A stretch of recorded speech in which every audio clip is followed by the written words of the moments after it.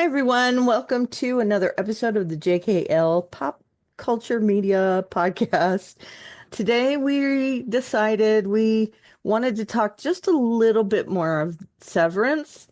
So, we did a wrap up last week, and now this week, we're going to do a kind of wrap up with what things got resolved in season two and what things we're looking for in season three.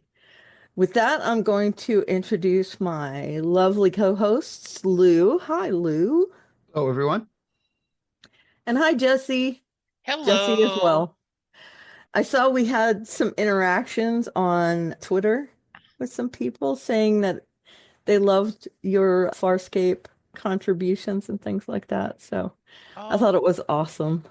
that was very nice. Yeah, Yeah, someone had asked on Twitter, is Farscape worth pursuing? And watching. so, yeah, and I had to say, hey, I wanted. In fact, I really am tempted.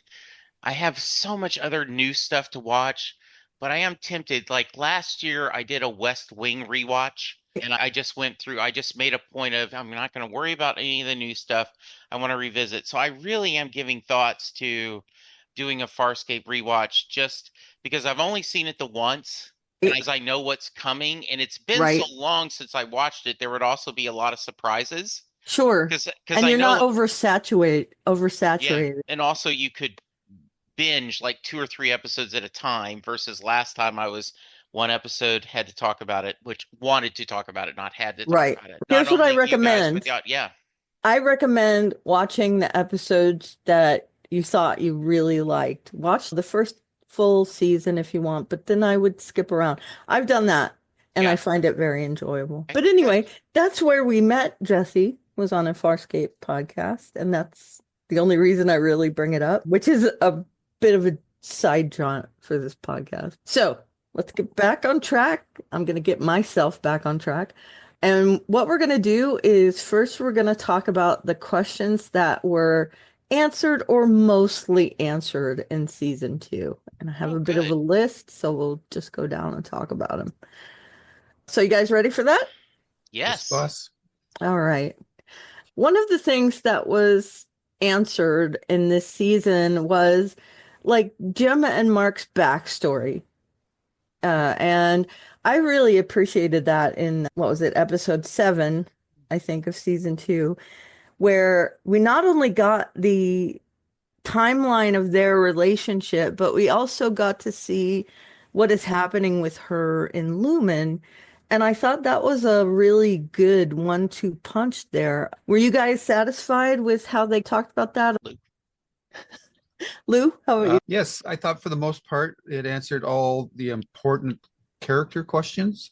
The Mark Gemma relationship, it solidified how much they were in love with each other, and it also gave us some background on not just Mark's pain, but Gemma's pain. About Mark's pain, obviously, was that thinks his wife is dead, but they were sharing the pain of losing a child. So that was really good. In terms of exactly how she got incorporated into Lumen, that question is open.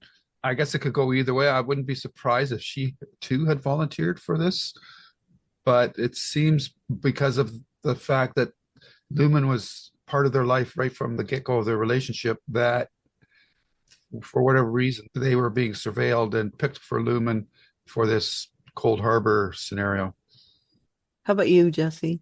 Yeah, I'm going to talk about, I think that in many ways, if I haven't thought about this as far as ranking it, but right offhand, that's probably the best episode of the season to me. I would agree. And I loved getting to know them. I love the heavy lifting of showing how much they love each other and why it helped you explain why he would have made that decision to get severed. And part of me, I don't think this will happen, but part of me is okay if they don't ever tell us anything more about what she was doing. It's almost the is any explanation going to make as much sense as us just speculating about it? Being on The the testing floor? Yeah, the Yeah. MacGuffin is she's there, because when you start thinking about it, then why is this technology? And we'll it's probably some of your questions, right? Why Yep, are we worrying about this technology if it's only right. going to be this one time that we're doing it? But yeah, I love that they explained why we're doing this and why we do wonder, is this because she chose to?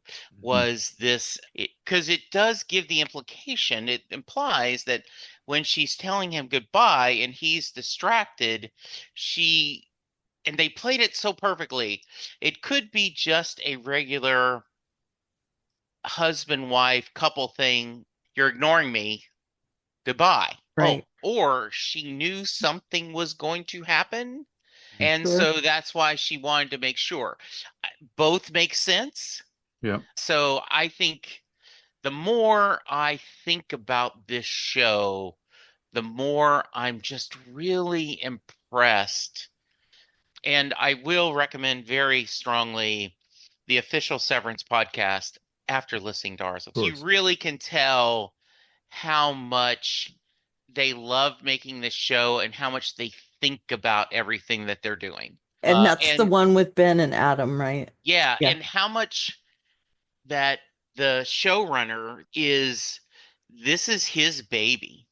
Dan somebody, I can't think of his Dan last name. Erickson. Yeah. Erickson. Yeah. And I just think this is just really, we've talked a lot about it, about Lost, but I recommended my friend Charles, who I do the Doctor Who podcast, him and Zan Sprouse do a David Lynch podcast. They did, and I said, this is David Lynch love child. Sure. This is so many thoughts. I'm really happy with the questions we've had, and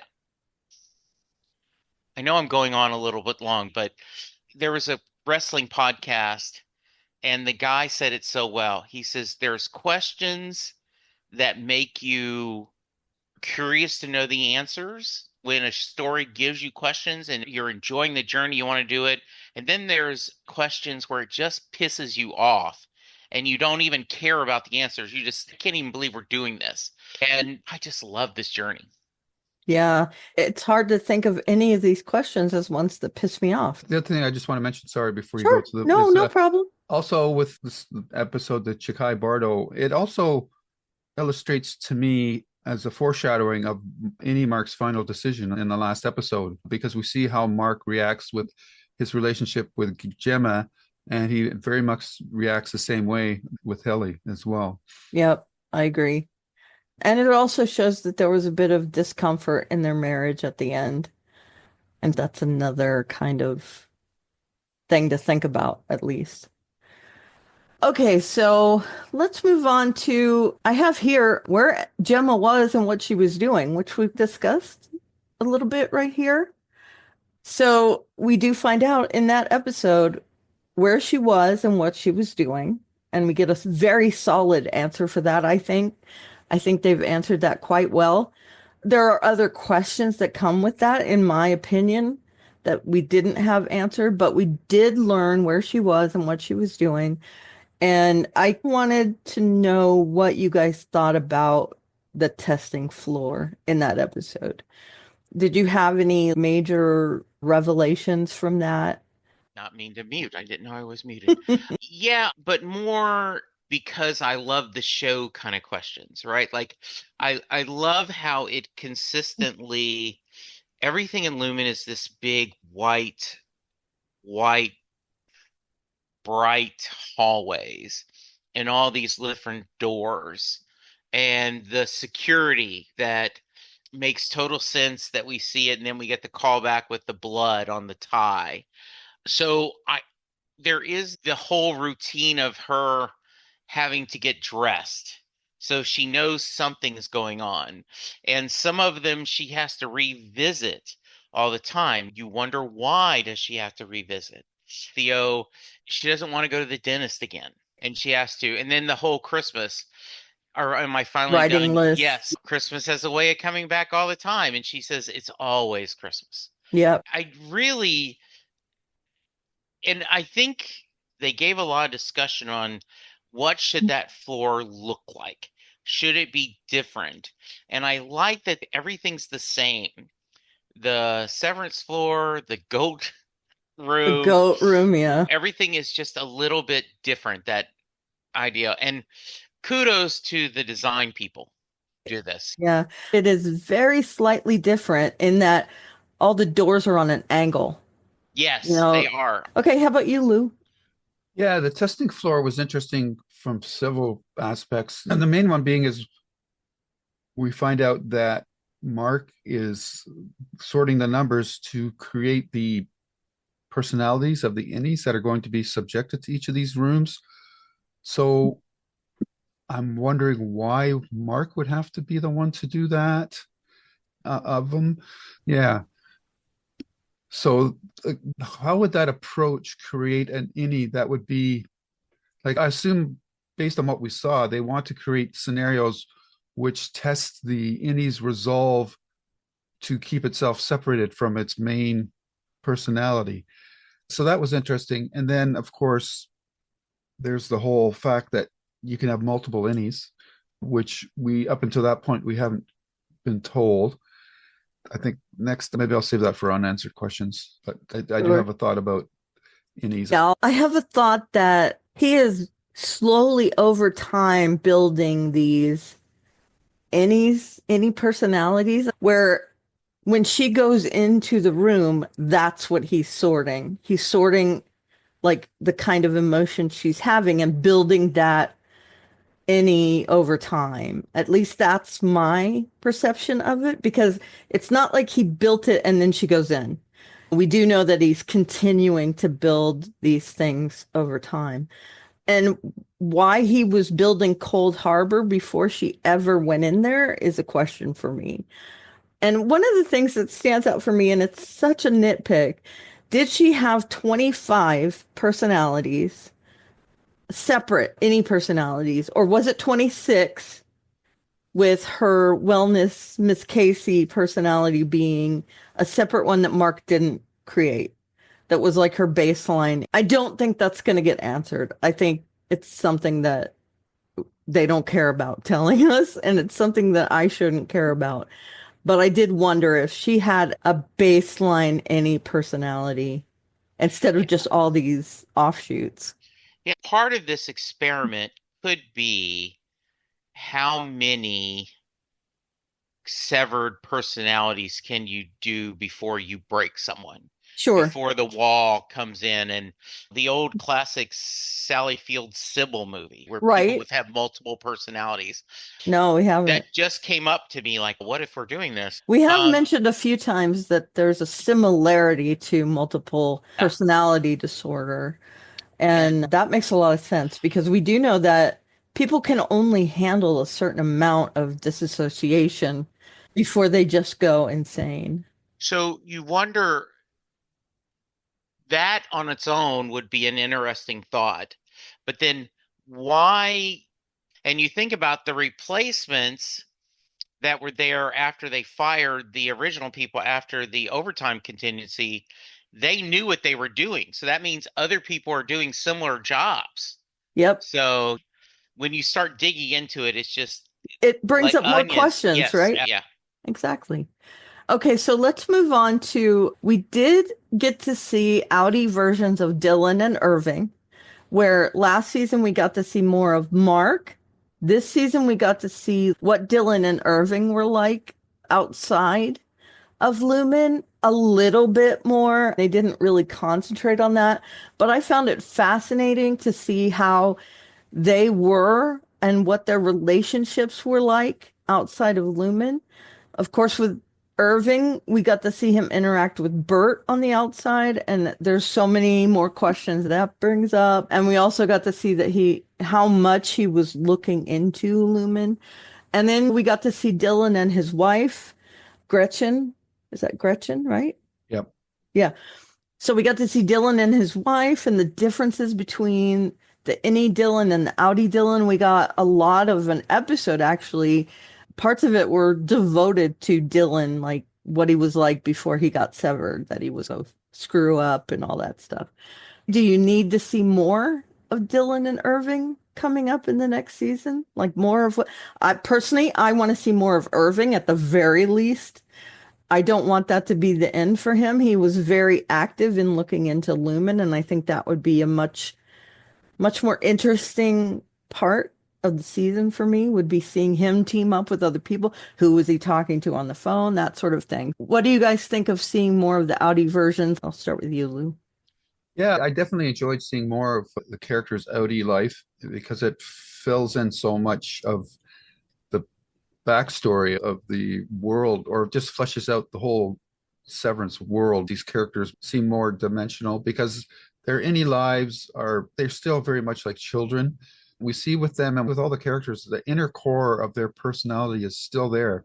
Irving on the inside and the outside, he's a very, he plays by the rules, but he also questions them and he pushes to find out the truth, which is played out really beautifully in the season.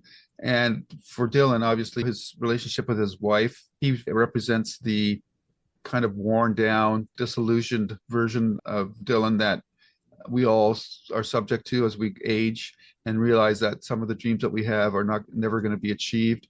Whereas his inner self is a much more driven, but in both worlds he's an asshole, Yeah, which I liked when he said that. I thought that was quite funny. Probably the most interesting one though for me was Helly and Helena. I know you didn't right. mention her, but her Audi life is very bleak, very Hmm. regimented, and this sort of comes to a head in the last episode where her father says that she doesn't have the spark of Egan in her, but her innie does. That exploration of those characters was is the premise of the show, and it brought to the forefront, especially in the last episode, the right to life issue for the innies versus the outies, and this whole, you know, you could consider the innies a form of racial minority and how they're being treated. And to a certain degree, the same way with Milchek in a much more Yep. traditional sense of racial Almost like a mirror. minority handling. Yeah. That it the whole concept of how we have different, often people say they have different masks depending on the social or work situation that they're in, that you behave and are perceived slightly differently than the core personality of yourself. So I really like that whole aspect of the show, and I don't know how they're going to address it, but in the end, I hope that there's some mechanism where the two pieces are reintegrated. The sticking point will always be, as Indy Mark pointed out in the last episode, is that his life cycle or span of experience is so small compared to the Audis that how much of him will still exist in a reintegrated version, which is a big question that the show still has to answer going forward. Yep. How about you, Jesse? Yeah, I think this is I really liked all the time we spent with the two different, or actually, when you think about all three of the new other side, right? We did get a lot of Audi and Any Mark. And Audi Mark is a little bit of a jerk Sure. compared to, and but we gave him a pass. We forgave him because, okay, he's mourning. Sure. And so I'm okay with that. But I did not picture seeing Dylan how chaotic his life is. And I love their two storylines where I thought it was really cool at the end when Audi Dylan wrote any Dylan, okay, first F you. Right. And then second, I get it. I understand how we are two sides of the same coin. And I always appreciate that you're a badass. And so this was great. They are two, they seem to be very similar yet different. And I know that's, I'm trying to things, but they No, are. In a lot of ways, they're very different. In a lot of ways, they're the same. Irving is the most fascinating because we have only scratched the surface. Would have been interesting if any was gay and Audi was straight. Could have been a sure. very interesting kind of thought. But how they seem to be very similar so far when they've showed us that Irving, both of them seem to be very the same. And you almost wonder, it has Irving gone through the transition where he is already reintegrated and was just playing a part, right? Because he seems to know more than a lot of people seem to do. Not only do I want John Turturro back, but I want the character back. And I want him and Christopher Walken to have more scenes together because it's just wonderful watching them just Yeah, I interact with agree. each other. Seeing the three of them together was a joy for me. It was just brilliant to have all three of those amazing actors together in one scene. And I think that we get some dichotomy with seeing those outie characters. Dylan wants to be more like his innie. So if he reintegrated, I think he would be happy with that. He would be like the best of both worlds, right? And I think Irving might want that, but he's skeptical about what Lumen's doing, where his innie wasn't. He really did follow the rules up until he started getting hints of that something sinister was happening. And I think Mark is completely the opposite of Dylan, that his innie doesn't care about reintegrating. He likes himself on the inside. And I think that's almost like a fallacy for him, is seeing something like an idealized version of himself. And from what he learned about his outie, that is not attractive to him. But I do think that there's all different degrees of how they feel about being two separate personalities. And I find that very interesting. And I think, and also Helena. Helena, I think, doesn't know what she wants, to be fair. I think she's fascinated with her innie and the experiences she's had. And I think it comes from a very detached view. And I do think that Mark really was upset by the way his outie treated him. And he is now going to rebel against that in the coming season, I think. I thought this was an amazing way to show how people felt about being severed. And it brought a lot of dimension to that aspect of the show. And now we've talked a little bit about Helena versus Helly. And so the point I'm going to bring up now is like Lumen's culture, the Egans, the cult-like status of them, and how they act. We know that they have an affect that has been passed down to other Lumen, I guess, employees, but they're more like followers, like Milchek and any Cobell, anybody on the inside that's fully Lumen. They have a way of speaking, they have a way of acting. And Helena is like all Lumen. And we did get to learn a little bit more about Lumen culture, but we didn't learn everything. So were you guys satisfied with how much we learned about Lumen? Or is that kind of a burning question that you need answered right away? Lou. That's interesting. I still think I have questions about Lumen. Their reach is very far and wide. I'm not sure how deep it is. It seems deep in the way that they were able to basically track Mark and Gemma's relationship and their issues going from the blood test forward.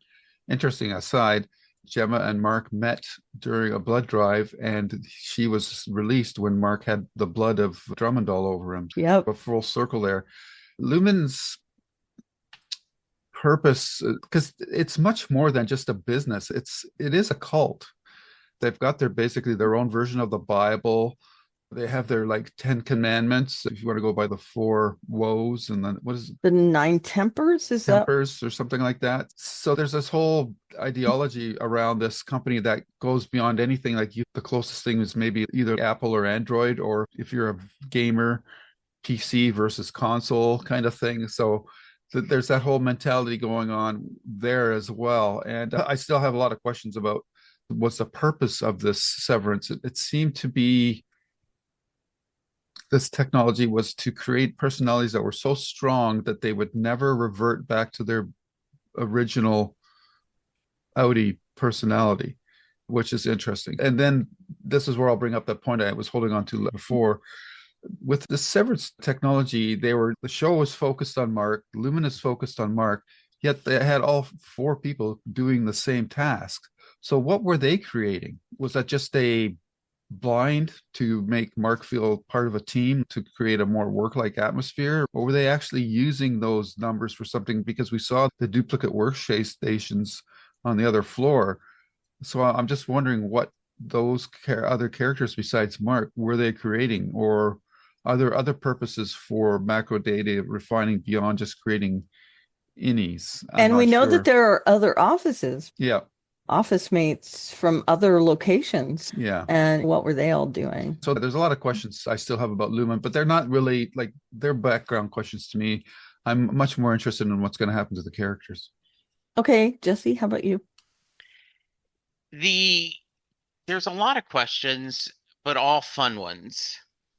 And I echo you guys and it goes back to once you explain why you're doing something, you can poke holes in it. If you don't know what they're doing, you can't. Because now the question is, why are there other people doing it? Were all four of them the ones filling up all the different silos? Why is he so important? Is it because the connection with Gemma? We don't know. There is definitely a cult feeling to this. There are people that there's a little bit of this in like Mac and PC, right? There are Apple fanatics that love everything Apple does. They get the new watch, the new phone immediately. Just it has to be. And I would say that Steve Jobs would be Yeah, a similar personality, right? yes. But then there's just as many people who can't stand, that there are The people Apple that won't, culture, yeah, yeah. that won't. But like in you case, you're still able to enjoy Apple TV. I know a couple of people like, no, I will not give any money I don't care what kind of product how good the shows are. I'm not going to give a dime to Apple, so therefore I'm not going to watch that streaming service. So I think it's fascinating. I wonder if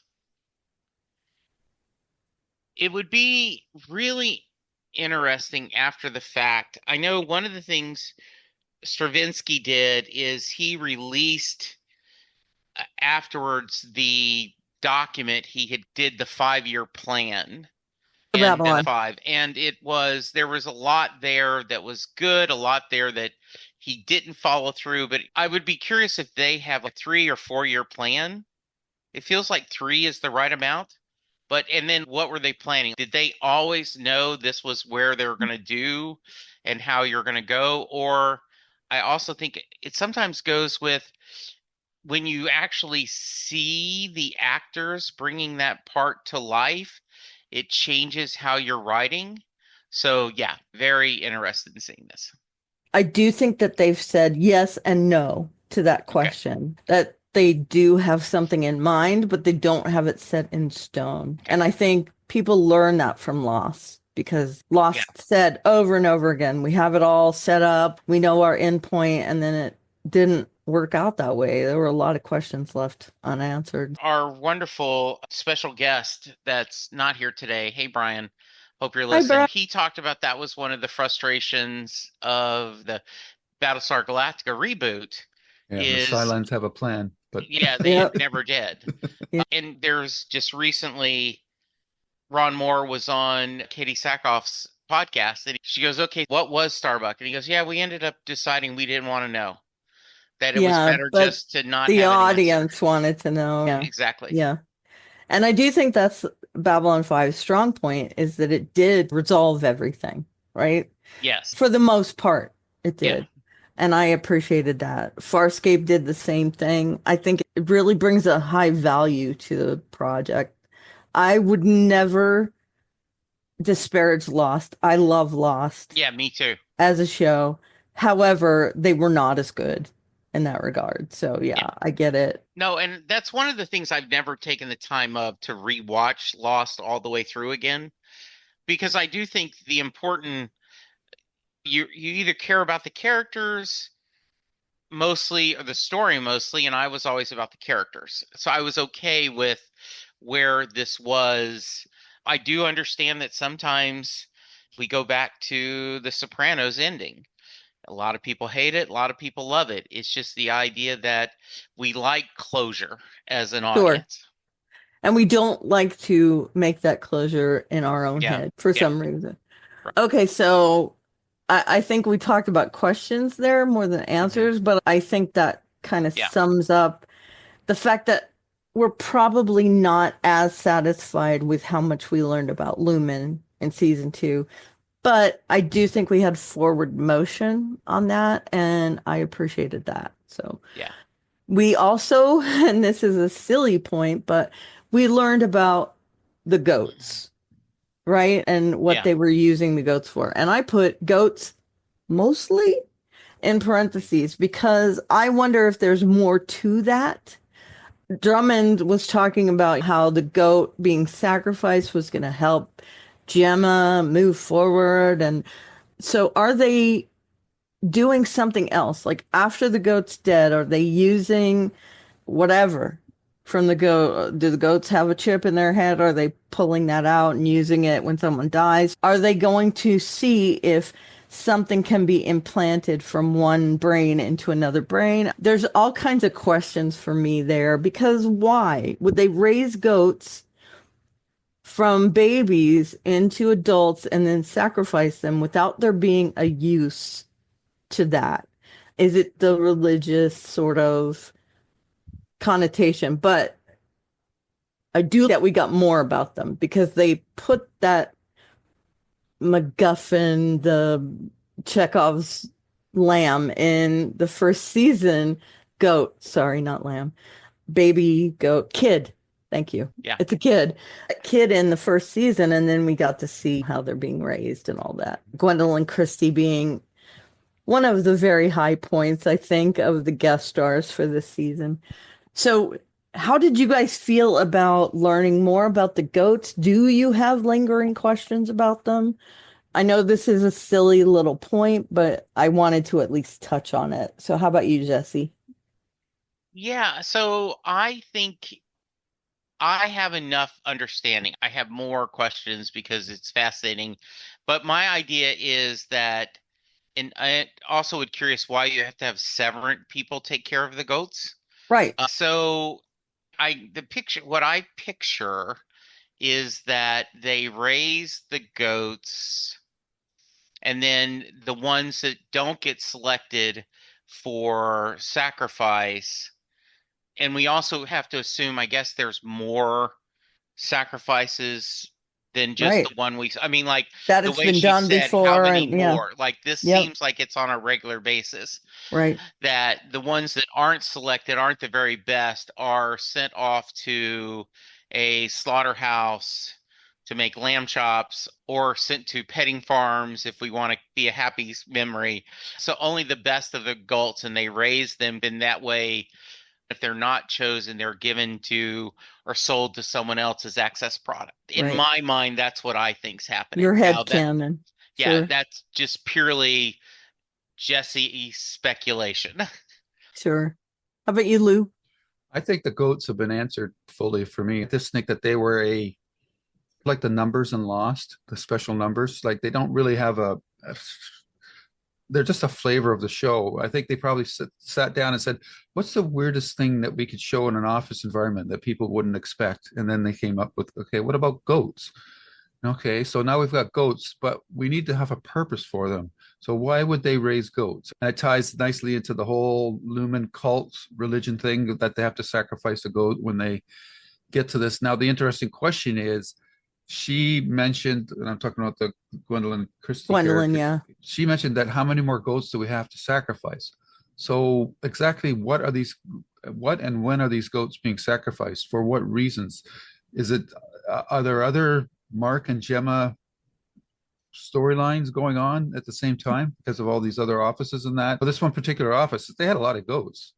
Like, how often do they have to sacrifice a goat? What exactly is it? Anytime the lumen accomplishes something, or is it for observance of special Egan milestones in their life? Who knows? But for the most part, I think that the whole goat answer or question has been answered for me, and I really don't think that it's going to be an element of the show going forward anymore. Okay, so you're satisfied with where that ended up. Yeah, for sure. Okay, we also got a lot more backstory for Harmony Cobell, and this is divisive. I know that we also wonder about parts of this story. We did learn a lot about her background. We learned that she actually invented the Severance technology. There's other unanswered questions. Why is she so fascinated with Mark? What is her whole deal? What is going to happen in the future? But we did see a lot where she was brought up in Salt Neck. There's Salt Neck is a devastated town because of the factory, that her mother died because of her proximity to all that ether, and the whole town is affected by it. It looked like it was really just a mess there. And her going back to Salt Neck, I think, was a milestone for her that she resisted as long as she could, but she knew that she needed this bargaining chip. So I don't know if you guys found it important to learn more about her.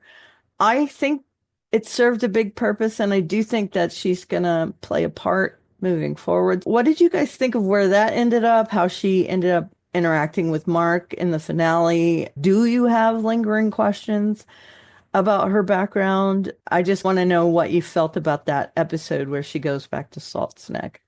How about you, Jesse? I have questions, but I don't know if they need to answer them. It seems to be that, oh, while she's very smart, I wonder if I go back to the Aaron Sorkin Facebook movie where the guy says, if you had invented Facebook, you would have invented Facebook. If you had Right. invented Severance, you would have invented Severance. Maybe she had the idea of a lot of things, including overtime contingency and other things, but I'm sure other people actually had to do that. And you wonder, where is the line between what would be a good idea if we could do blank, and then someone goes, works all the code, does everything, and then, oh, look, I invented that. No, you didn't. You had an idea. You didn't create this. I want more Patricia Arquette. So, Agreed. however we get more of her, I'm happy either way. I do not have to know a lot more about her necessarily. I just, whatever way I can get more of hers, I want her in that. I agree. Yeah, she was probably the most frustrating aspect of the season for me because she was so deliberately cryptic the whole time. Even in the final episode, when she was giving up answers, it was like she was spitting up pieces of glass. He was doing it very reluctantly. And I think the show has done this for a reason. And we might not find out what that is until next season. But her loyalties are still very unclear to me. I think her episode was, for me, was probably the low point of the season. Even as well as it was done, I still think that episode could have been chopped up and sprinkled throughout other episodes. And we could have had a 9 season episode just as easily this season instead of a whole episode dedicated to her. Though I can understand they wanted to create a mood and build a vibe and so forth, but that information was just, it was so depressing. It was didn't make for compelling viewing. It was like, this is okay, you've been diagnosed with a disease, now here's the test results kind of thing. So it doesn't make for compelling viewing. Nothing against the people involved with that episode. I just think that they were in the mindset of, we want to do something different every episode, and this is how they decided to handle the Cobell backstory. I just think that it wasn't the most elegant way to do it in a show that is often very elegant. Now, as for Cobell herself, beyond my frustration with her, I think we all raise the point that it's pretty hard to believe that she created all this technology on her own. So that's going to be interesting seeing going forward. And of course, like, what role is she going to play? Is she still angling, trying to get back into the good books of Lumen? We're not really sure. What she's done in this last episode is enough to permanently estrange her from Lumen, I would say. but her motivations are definitely very murky. I think it's a deliberate decision, but at the same time, for me, it was very frustrating. She's had a chance for redemption here, but it seems like she's not really embracing it in a manner that is enjoyable for me to watch. So she's the most cryptic character in the show still. And I just don't know what role she's going to play next season, though I imagine she will be a big part of it. I'll just say that she was the most frustrating aspect of this season for me. Yeah, I tend to agree with that. I do agree that her episode was probably the weakest of the season, but if that kind of writing and acting were in any other show, it would be really great. I don't think that episode was bad in any sense because I think it showed a lot of things about Lumen. I agree with you that it probably could have been shortened and used in other episodes, but I thought their goal was probably to give us all of that information and not distract us with anything else. I'm okay with how much backstory we've learned. I think her in the present would be much more beneficial to the story moving forward. And I don't think we need to learn more about her backstory, but I found it fascinating. But again, yes, the weakest episode of season two. Yeah, it just seems like she created that technology because she, as much as a believer she was in Lumen, she hated her life, her day job. So she was basically creating this technology as an escape from the drudgery of what she was doing today. And of course, then there's the question: why was Lumen so heavily invested in ether? Because that's one of the most clunkiest ways to tranquilize or subdue somebody, and harmful as well, because long-term exposure leads, like this we saw in that episode, what happened to the town, how the people are all basically debilitated, and with the lady with the breathing tubes, and her mother was on a breathing tube. And so that's a question I wouldn't mind answered, but I don't think it'll ever be addressed. Yeah, I don't know. We might learn more about the ether thing, but I think that would be in a more abstract way moving forward. But I found it fascinating to see where she grew up and how bleak it was and all that. And I loved seeing her love interest and how like detached they both were from each other, but he was great in that episode. Okay, so lastly, in the questions answered column, and again, all of these have the caveat of, yeah, we got more information. They were mostly answered, but I think there's more to it. We learned who any Mark would choose, and it is Helly. And that, again, is a very divisive decision in the eyes of the fans of the show. A lot of people really hated that, and they've said, I'm not going to watch season 3 because they just threw it all away. There's a lot of different things that go into that. I didn't know that was. Oh, yeah, it's a big thing. Again, that's me pulling stuff from Reddit, but a lot of people were very upset about what any Mark did, that he didn't leave Lumen. I would like to know, do you guys get that motivation? Were you happy with how that ended up? I know we're going to learn more about it, but were you happy about where that was left? That kind of overall, that kind of thing. I know there's more questions about it. Let's start with you, Lou.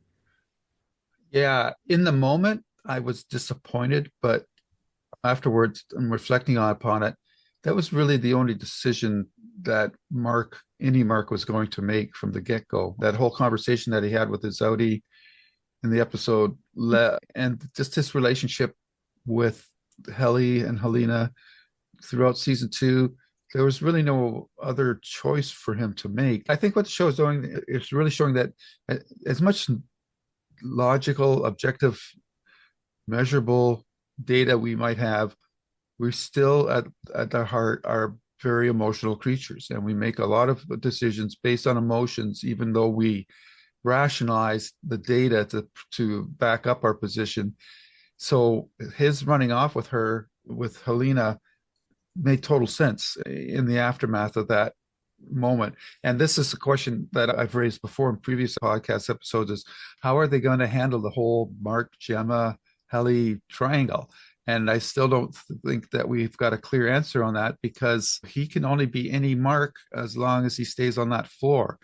Now, could they come up with a solution where he's able to maintain his any persona outside of Lumen? I guess that's a possibility that they might do in the future. But for the way the show has been set up and carried out its storylines this season, that's really the only emotional decision that Mark could make.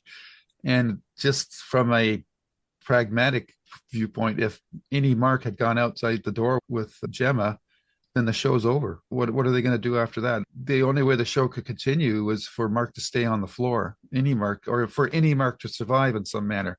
Once any Mark is gone, then the show is over. So Sure. it made total sense on a lot of different levels for me. Okay, Jesse, did I skip you with the Cobell stuff? No. Okay. So let's So, talk about who he chose. yeah, it makes for bad podcasting. We're going to say ditto. No, Uh, I get no, it. I just I want people to go, God, you're saying exactly what Lou did, but that was exactly my feeling while I was watching this. I was like, no, go out, go out. We want you two to be together so much. No, go. And then he doesn't, and they're off running together, as we talked about, reminded me of The Graduate. Yep. And but then when you think about it, I've done what I've needed to do. And Yeah. especially when you rewatch the episode, when he says, what about my life? You know who I'm in love with. She's never going to be integrated. And I don't know, we have today, or like Bob Seger, we have tonight. Who needs Uh, tomorrow? yeah. And so the idea is I, one more day. I don't know what's going to happen, but I know if I walk through that door, my relationship with Helly is over. So emotionally, it makes perfect sense why he's doing this. Right. Then, if you think story wise, you're absolutely correct. Now, I trust these writers that if he had gone out the door, I could see Gemma saying, you've got to go back to help the people that are there. We have to take down Lumen together or whatever. But I think it is so much smarter that we now get, because now we can have Gemma having a life outside and going catch up what's gone on this year's, getting to meet her niece. Yeah, I think so. Like any Mark, is he going to, okay, I'm never leaving here. But do they need him anymore now that Cold Harbor? I just don't know. But all I think is any Mark is going, if I walk out that door, it ends for sure. If I stay in here and I'll go my max on pop culture. So you're saying there's a There's a chance. chance. Yeah, exactly. Yes. Yeah, I get it. Again, me too, ditto. I think that it was the only choice he could make. He doesn't care about Gemma even more after he had the conversation with Audi Mark. He doesn't trust Audi Mark. So I do think that was the only choice he could make. And it would have been disingenuous to see him leave Lumen and leave Helly behind. Yeah. At least Yeah. that's my opinion. Yeah. I think it's very telling that Helly's dressed in a split color outfit, the green and the blue. That's the first time that she did that, representing to me the two halves of her personality. I can't really picture where the show's going to go next season. I know we talked about it last episode. The construct of the first two seasons is gone. Not going to have the macro data refining set anymore. I'd be surprised. They could, but what purpose would it serve to have it? And I don't know what the show's going to turn into next season. Are they going to be hiding on the second floor? There's only so many places you can hide. The floor seems pretty big, so they might be able to elude capture for a while. And then on the outside, it would be great to see, because I love the character so much, it would be great to see Devon have a bigger role, and Gemma too, for that matter, for them two fighting for any rights, maybe, because of what Gemma's gone through. She's probably more sympathetic to what the innies are going through than somebody like Devon, who couldn't really. Devon was totally caught off guard when Mark said in the last episode that what happens to me. He was totally like, shit, I never even thought about that kind of vibe. So yeah, it's going to be very interesting to see next season what they're going to do. Because to the world, the innie is not a real person. Slaves weren't real people. They were Yeah, property. yeah, And these And people so, are thought of as slaves yes. by Lumen.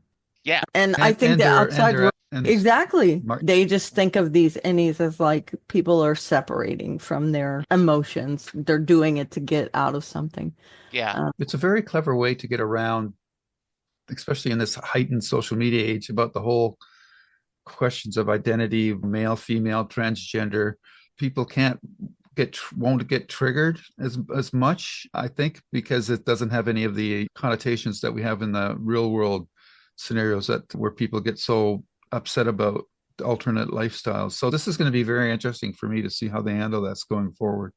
I Yeah. had not thought of that, but that's very true. It goes back to the original Star Trek with the episode Let Frank this be your last Gorshin, battlefield. the Frank Gorshin where no, I am dark on the right side and he is dark on the left side. And it Exactly. just, at the time, it seemed so silly. I was a kid watching this the first time, and it was only after the fact I went, yeah, wait a minute. This is silly, isn't it? Just because I look a little different on the outside, right? Yeah. I'm the So yeah, same on the inside. Yeah. I only knew him as the Riddler until that's I Yeah. all I saw knew that. him too. Yeah. Yeah, Yeah. Same here. exactly. Yeah. Okay, so I'm going to move on to questions and let's start there. Are Helly and Mark stuck on the severed floor? I think we've answered that, but how long do you think they will be on the severed floor? Do you think that will be resolved immediately? Do you think that will be a question that lasts a little longer than that? Just since we've pretty much talked about this, what do you want to see from that? Jesse, let's talk to you. So I think they're going to have to resolve that pretty quickly. I have no idea how. I did not guess that they were going to get the gang back together this season. There was so much I didn't know, and I had no guesses of what I don't think we wrote down our guesses for season two. We But didn't, if we did, I don't think any of them came true. to be Yeah. honest, because the show is so unexpected. So yeah, I think this is just so I have no idea how they're going to do this. I have faith. They're I think we're going to see more of Jenna. Right. I don't know if we'll see more of Miss Casey or any of the other, but I think we will see Jenna. I don't see Gemma going back in that building no matter Right. what. Agreed. But maybe I wouldn't be shocked. I could see any Mark going, no, I'm not leaving. I've done my part out. I'm sorry, Outie Mark. I want a real life. And so I'm not going to go. Or do we have a discussion at detente where once again there is a birthing cabin that's inside the non-severance floor. There's a chamber that you can go outside and they do The the same testing thing. floor is like that. Yeah, where they do the testing where he goes, okay, and has the recording. All right, I'm going to trust you. I'm going to walk out of here, but you have to promise me you're going to come back in and that we can both have our lives. And right now, he doesn't think that is true. No, that could be as close to a happy ending as we get, that they both continue to have separate lives and they both have happy lives. Yeah. Although there is that fascination that Yeah. Helena has with Mark. What about you, Lou? How long do you think that's gonna? If this is a traditional show, I would say it would probably take quite a while. Severance so far has shown to be pretty forthright with answering questions, and I can't see them taking the whole season to address this whole issue about Innie and Outie Mark. I think that I'm struggling because from a production practical standpoint, you've got those sets for the testing floor and the severance floor. You would want to keep them there because it just keeps your costs down. But from a story perspective, I would like to see them done with those floors. I think the way out is with the Helena character. I think the two, again, I'm coming back to the fact that she was wearing the green and blue. I think that those two halves of those characters are in simpatico with each other. They want the same thing. They want Mark. So I could see a scenario where Helly goes out into the real world and through Helena arranges for Mark to be taken to a birthing cabin where that then they can talk about things and work it out from there. Now, that's pretty wild speculation, I guess, on my part. I have nothing to back it up, but I'm trying to see how the show could address something quickly, in a plausible manner. And that birthing cabin seems like the only real scenario for that to take place.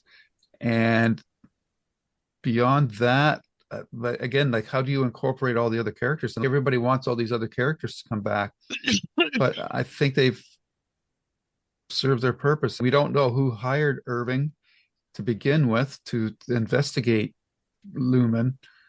So that person, that unknown person, could come into play in some way. But the only really thing I'm pretty sure of is that we're not going to get the same show going forward. We're not going to go back to the team building mechanisms of the previous two seasons. And that is going to be very interesting because shows tend to rely on repetition. They reuse the elements of their show that the fans like to see. But in Severance's case, I think they're going to blow things up going forward. And pulling back in, like where Jesse and you guys were talking about Lost. Lost was in a special position because it was a show that didn't have a predetermined end date because it was a network show. The network naturally wanted to keep it on as long as possible because it was popular and that made money. I think with Severance, because its mythology is so complex, once you start closing doors, you also turn down storytelling opportunities. And they've definitely done that with this season.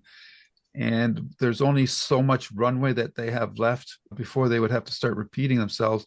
So I really don't know if the show can go beyond one or at the most two seasons. 5 would be a stretch, but anything beyond that would really be pushing it. I think I'm just locked into the 5-season model because I grew up in an era where that was the number of seasons a show needed to be viable for syndication. That doesn't apply in streaming. This show could go on for one more season and tell a very compelling story. I would be very happy with that, even though it would be sad to see the show end. So yeah, there's just a lot of unknowns as to how deep the show wants to go because they pulled in so many different elements like Buddhism, the Chikai Bardo stuff, and the whole Egan mythology. Like we don't really know what the Lumen end game is yet. So that could power it for another season beyond next season. I don't know. But Lumen's in a bad spot now because if Gemma does escape, and we're assuming that she's going to get out of that building, that's going to be like a holy shit moment for the company because she's been declared dead, and that here she was held prisoner for 2 years by Lumen. So where does that leave Lumen going forward? Just a lot of unanswered questions, and I just don't really know what direction they're going to take. Agreed. So that was one of the things Lumen's. Go ahead. No, we do know Lumen is huge. And this is only one thing that they do. So you wonder how important this is revenue wise, right? This is their new offering, but could it be something like PepsiCo, Apple, right? Or Warner Brothers. Warner Brothers has a TV show. They have a publishing arm. They have a movie film. And so is this just one small part of the Lumen Corporation? And yes, it's really high profile right now, but then they'll just move on because they're so big in other ways that it doesn't matter. They might even have control of media. They might be able to suppress the whole story. Yeah, they really could. Yeah. We know they've done that on the inside with showing the severed workers that they were saviors and it not being true. They do a lot of cover up. Yeah. That kind of goes into my next question, which is, what is their end game? We don't know. We don't. No, there's a lot of speculation. Does it mean that Kier is continuing to be put into new people? Do they want this kind of reincarnation, as people are putting it? Are they using it just simply to make a buck, to make rich people buy it so that they don't have to experience the seedier side of life? I think there's a lot of implications here. So let's talk about that. How about you, Lou? I feel my favorite theory is that Jamie Egan is trying to find a way to prolong his life. And I think it's through this lumen transfer technology. Why he's so bent on proving that the boundaries between innies and outies cannot be broken. Is that just vanity? Or is he sincerely worried about if he downloads his personality into another body, that outie personality is going to eventually subsume his innie personality. I think that's the direction the show's going. I am not a big fan of the cloning stuff, though they did have that weird carcass in the whole Woe's Hollow episode. Yep. So maybe they're trying cloning as well, and maybe the goats, even though I don't think it's necessary, are part of that. Are all these kids duplicates of each other? There might be some sort of cloning aspect to it, but I'm not really a big fan of that. But what body would he be put in? Was Mark going to be his body? I don't Or know. Helena? No, I don't think he would want to be a woman. Maybe that's why Mark was so important. He was going to Mhm. use his body to put his innie in. That might be what it was all about. It still doesn't answer what were all the other people macro dieting, data mining as well. I think that's where the show was heading. Now, what's going to happen with Cold Harbor blowing up in their face like this, I don't know. Okay. It is one of these things where is it almost a fool's game to try to figure out because they have kept us guessing so much. I like the idea that this ultimately is a way to get immortality because the elder Kier, he feels like there's no one else worthy. They don't have that tiger, that fierceness. And one of the things that I thought was most interesting of that the foundation, speaking of Apple, is the way that this was not in Isaac Asimov's original, but the idea that the emperor kept cloning himself. And there was the Dawn, Dusk, and I forgot what the main was, but basically they have a clone, and that clone is there's always a three-headed monster on the Right. so maybe this is what he thought. I like that idea. I don't think it's going to work out for him, but I like that idea a lot. Yeah, someone brought up a point that I hadn't even thought of. That statue that Milchek was interacting with in the last episode, it responded to him in the moment. It Oh, wasn't good programmed. point. Yeah. Called him Seth. It actually answered him. He said, "That's such a great point, Seth." He Yeah. actually interacted real time with it. And that's a big question for me. What was going on there? Is it AI? Is it I Yeah. some just thought kind of I thought personality? it was Jamie Egan. What was going on with that statue? So there's a lot of questions for me in what is their end game? What is the fact that Gemma got out going to mean for them? There's a lot of stuff there. Quickly, what do you think Gemma is going to do? Is she safe on the outside? Do you think she's going to be safe? I think she's going to be safe in that she will escape from the building. I assume that Devin's outside waiting in a car or something like that. I just hope that she plays a bigger part in the show going forward. Of course, the problem with that is if she gets a bigger part, then somebody else is going to get less time. And that might mean that Irving and Dylan might get less time because of that. I also would like to see Devin get more time because she's so fierce. And even though I hadn't even thought of it when you mentioned that, well, Karen, if she takes her to back to her place and Gemma sees her niece, like how is that going to impact her? I'm sure she's going to be very happy for Devin, but at the same time, it's just going to reiterate her loss. So that would be an interesting scene to see her, Gemma, coming upon the niece for the first time. That's got to be such a mixed bag of emotions for her. That would be a Right. very powerful scene. Yeah, they could have been working towards one goal. Yeah. Okay. What about you, Jesse? Do you think she's going to be safe? I hope so. I don't know since we don't know what the end game was, except to Cold Harbor, whatever it was incredibly important. So we aren't sure, even if they bring her back, they obviously they didn't want her to leave, right? There was all kinds of panic and everyone going, but now that she's gone, can you put Humpty Dumpty back together again? I don't know. I'm gonna say that she's not, because even if they can't bring her back, they're going to be so angry that she messed up their plans that they may do everything they can to, I don't know if they'll have her killed, but I certainly think they will do something to destroy her life. They No, I were going think, to kill her on the inside, so I don't think yeah, there'd be any yeah, issue. But we do know that their security guys are pretty bad at their yeah, jobs. yeah. It's Christopher Walken, and he said all he ever did was drive. Yeah. Okay, so there's a few little things. Who was Irving calling? How about you, Jesse? I thought it was Patricia Arquette's character. Cobell? Yeah, Cobell, but I just now don't know. I think it is her unless they're going to bring in a brand new character. And I wonder if that would be fair to have someone totally unknown. I'm just not sure. Right. How about you, Lou? Yeah, I'm not sure either. I don't think it's Copel though. I think there's a competitor to Lumen that maybe it's some sort of Ooh, industrial nice. espionage. I think that's where I'm leaning to right now. Sure. And I hope that we'll find out that there is a competitor to Lumen, and there has to be. Yeah. So that would be interesting to see. Some kind of organization that is pushing back. We do Yeah, know that there's yeah, some sort of thing like that. yeah.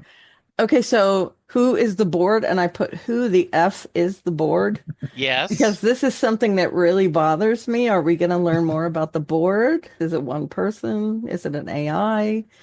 So what do you guys think, Lou? That's a tough one because the way the company's structured, it seems to be that Jamie Egan's running the whole show. So why would he even have a board involved in these types of decisions? Again, Lumen is a big company, so maybe there's people that are investing in the company because they're expecting to be able to take part of this technology as well and be immortal as well. We do know that it exists because Helena has talked to them. Yeah, She could talk to her dad whenever. it's probably a And collection of people that want the same thing out of the Severance technology that Jamie Egan wants. If it's not that, then I think it's Ben Stiller. Mm. What about you, Jesse? I know one of the things that I've learned via watching way too much TV is that to go public, you often have to have a board of directors. And even though if you have controlling stock, the board can still give you problems. And so if you're a public company, you don't versus like being owned. So therefore, I'm assuming this is big enough. They're a public company, so there would be a board that you still, Stockholders, yeah, right? Yeah. stockholders and a board that would you'd still have to work at. If I had to guess, Ben would be a great choice of a cameo as a board member. Even if it's like on a Zoom call where they all call in, could be one of Yeah, them. Yeah, I understand he operated the animatronic. He operated it. He yeah. wasn't the voice. Yeah, The voice was actually the actor that plays Kier. yeah. Kind of looks like William Hurt. Okay, so a few little things. Was there a global catastrophe? Do you think this is a dystopian future? To me, it looks like it. It's always winter. There's hardly any people on the road. The parking lots are empty. We don't see, and it looks like Lumen just owns everything. So what do you guys think? Is it dystopian? How about you, Lou? Something has happened because everybody's driving old cars. Now, Yep. whether that's just a stylistic choice, because like their workstations are pretty old, like Wang looking type of workstations as well. I don't know. I don't think there's enough information for me to say one way or the other. But if it was some sort of dystopian universe or future, the world seems largely intact still because, Infrastructure, yeah. so I'm going to say I don't think so. I just think this is more of a dystopian George Orwell kind of 1984 type of future. And maybe this town is dystopia. And we've only seen the parts that Kier has been involved in. Yeah. But they seem that they had a wide reach because that Wolves Hollow episode, they owned that land, that Yeah. park or whatever it was too. Yeah. So Okay. It's definitely a town full of losers. Yeah, thank you. Yeah, I think that this is a creative decision, and there is not a dystopian. My hope is that I really loved Paradise and the idea that, spoilers, this is post catastrophe world was a nice little wrinkle. It make it genre light. It's mostly a political drama. So I hope it isn't. I hope this is just the area, this kind of is an alternate world where Lumen just took over everything, similar to For All Mankind, another Apple show, Yep. where technology took a different path because of Russia getting to the moon first. And there's another show that did that where Hitler won. also, Thank The you. Man That's in the it. Castle, Yep. Man in the High Castle. Yeah. Yeah, I'd be interested to see that it took a different turn because of what Lumen did. Yeah. I do think there's something different about this world than what we. it's an alternate universe. Yeah. Okay, two little ending questions. What's the deal with Rickon? That's one of my questions. What do you guys think? Oh, I just think he's a self-absorbed individual that has a higher opinion of himself than the rest of the world does. And Do you think he's involved in Lumen? I if mean, it we is, know they if it pulled him is, in. I think he's just being manipulated. And I still struggle to see what Devin sees in the guy. What about you, Jesse? Yeah, I truly do not understand how, him whatsoever. And I remember once the showrunner of Modern Family said, yes, that's a funny joke. And I think the idea that he played the father would sell out Ty of and it. Claire. Yeah. But after a while, we're just like, why is Claire with this guy? They've given us that on the show. Yeah. And so I think he is the star of his own movie. Yep. That we all know people like that. Yes. The other couple weeks ago, I got my hair cut, and the guy in the waiting room was talking on his cell phone loud and Mhm. a full conversation for over 20 minutes. And talking about how he makes a lot of money and he's going to have this income tax and he wants to take care of her and all this. And I just wanted to just stand up, but I was worried that he'd be packing heat or something Sure. and go, dude, step outside. Shut up. Do you realize? He wanted you to hear about it. Yes, he is the star of his own movie. Exactly So, right. and Rickton is that. He Yeah. is that. And he is, all joking aside, enough about me. What do you think of me? Yeah. One of my questions was, why would they put in the show that they're going to have him rewrite his book unless he's going to play a part? What about you, Lou? On Rick and I already answered. Did you? Yes. Okay. What is he doing with Devin? Ultimately, who is this dude? Was he a better guy in the past? He had to be. It's funny that his book became or fascinated the innies, and maybe that's because it was written in a way that it would only appeal to naive, inexperienced people. I agree. But then you try to marry that issue or that thing with the fact that Devin was showing pictures of them when they were rock climbing, which I just could not picture him doing. Exactly. Yeah. So, Very weird. Someone has speculated that may come back, that he's doing That he's that part for goat. Yeah. Thinks that that was the Rickon that she fell in love with, and the one that she's with now is Any Rickon. Yeah. True. He does seem to have very pompous. Okay, and my last thing, and I think this is a pretty important question, even though it was a pretty small part of season 2. What's going to happen with Milchick? We know that he has become very dissatisfied with his spot in Lumen. He's still towing the company line, but we can see that he's pushing back. How far is that going to go? Is he going to be part of this rebellion next season? I know, Jesse, you are not a fan of his character. I love him so much. That doesn't mean I like what he does. Yeah. But his character is so great. And I wonder how far is it going to go next season? He's very upset with Lumen and how they've treated him. There's a lot of issues that he has taken this season with Cobell leaving. It has brought a lot of that to the forefront. So, do you guys think that he's going to actually rebel or is he going to do more on the inside? What do you think, Lou? I think Chuck's going to open up a dance studio, and I think he should open up a You know dance. what? It'd be successful. He has moves. Yeah, it's very interesting because his last scene was a sort of a mini cliffhanger with Dylan and all the marching band ready to take him down. I think that he could go either way, but I think he's been positioned to join the rebellion.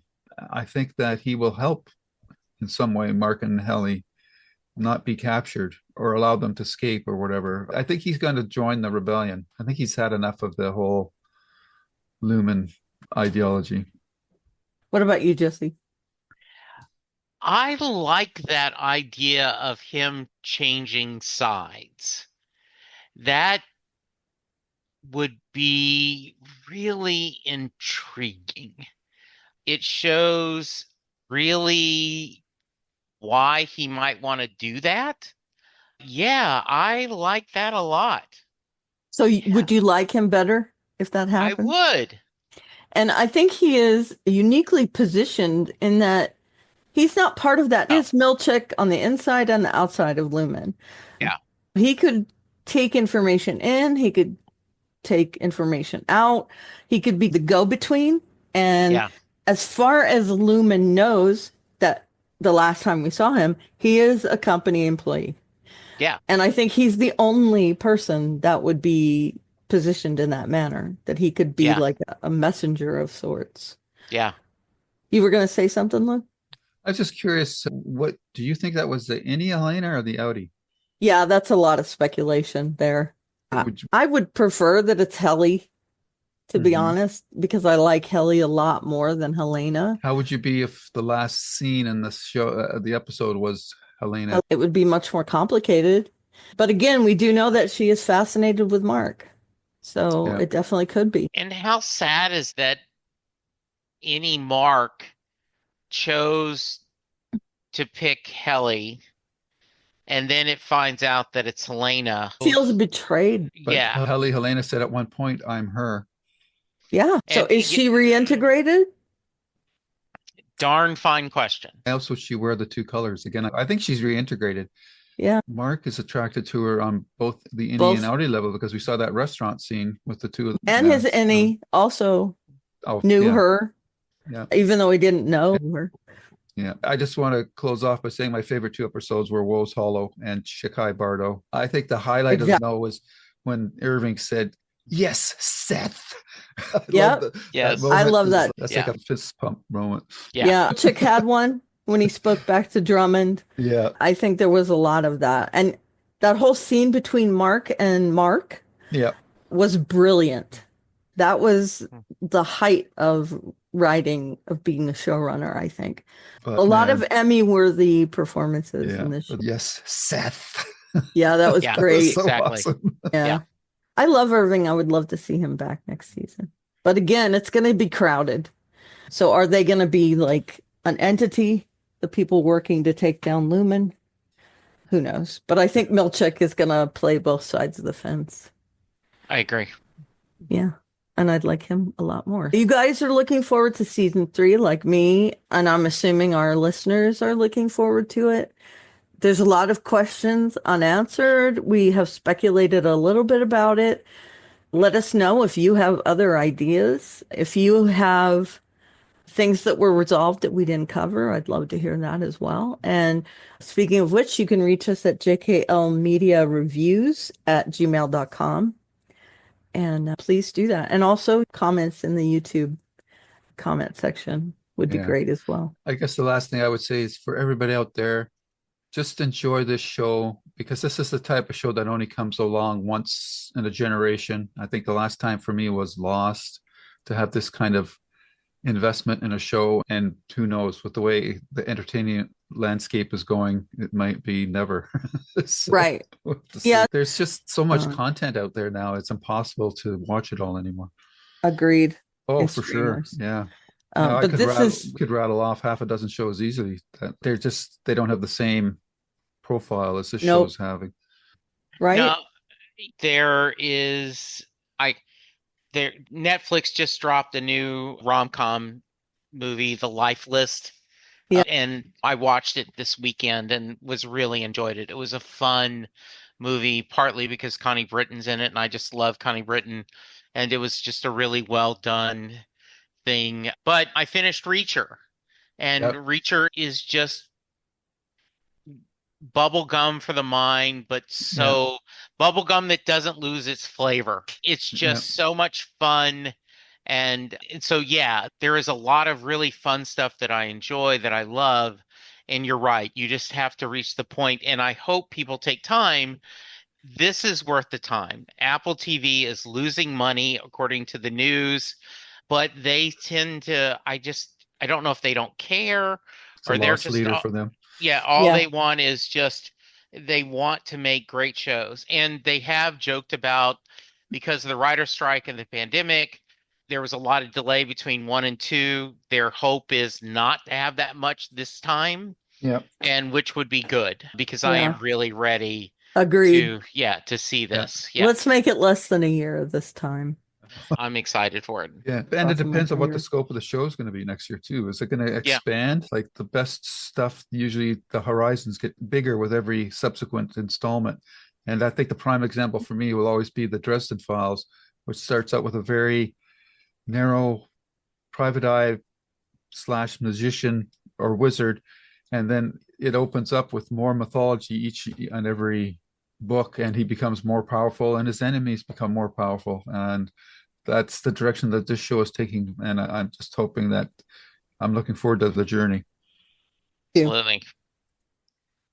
Okay, so wrapping this up, where can people find you, Jesse?